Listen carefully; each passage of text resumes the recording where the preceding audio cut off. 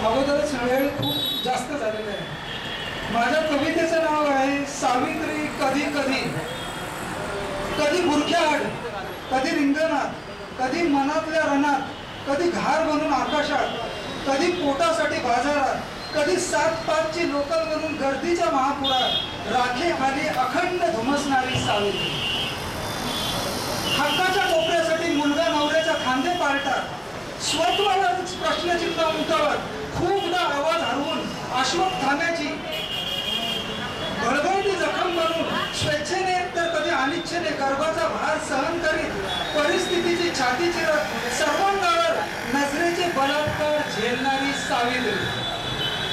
सत्य अश्व कलियुगात अगदी कुठल्याही युगात केवळ इंद्रियांभोवतीच मुद्दाम गुरफटवलेली, कावळा शिवल्याने अपवित्र पण भोगासाठी स्पृश्य अस्पृश्याचा भेद न मानता बिछाण्यावर झोपलेली, दुधात आणि गर्भात बुडवून मारलेली, जन्मदरात पुरुषांपेक्षा कमी होण्यास भाग पाडलेली, माता भगिनींची जमातच नष्ट होती की काय असं वाटणारी, माफ करा पण सावित्रीने सावित्रीला पराभूत केलेली सावित्री.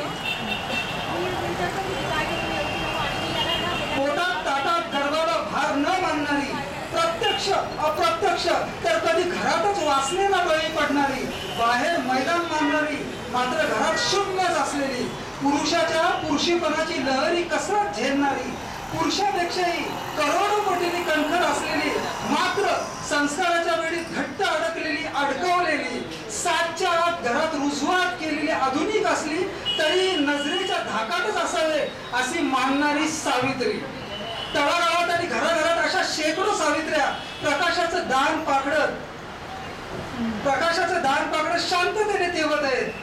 फरक काही जणांना तो गृहीतच धरला आहे. त्यांचं मन आणि आत्मा रानोमाळ पापण्यात अश्रू ओठात शब्द लपवत दिन भटकत आहे.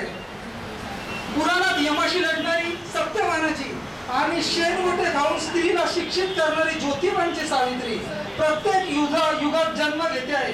फक्त आपण त्यांना इतिहासाच्या पुस्तकात पुरून ठेवलेला आहे. आपली जेव्हा गरज असते तेव्हाच आपण या कुलूपबंद पेटीमधून त्यांना बाहेर काढतो आणि भिजक्या वहीसारखं वापरून, पुन्हा एकदा म्हणतोय, आणि भिजक्या वहीसारखं वापरून पुन्हा एकदा कोपऱ्यात फेकून देत आहोत. अशी ही आपली सावित्री, कालची, आजची, आताची आणि उद्याची सुद्धा. धन्यवाद. त्यानंतर कवयित्री प्रतिमा संजीवनी.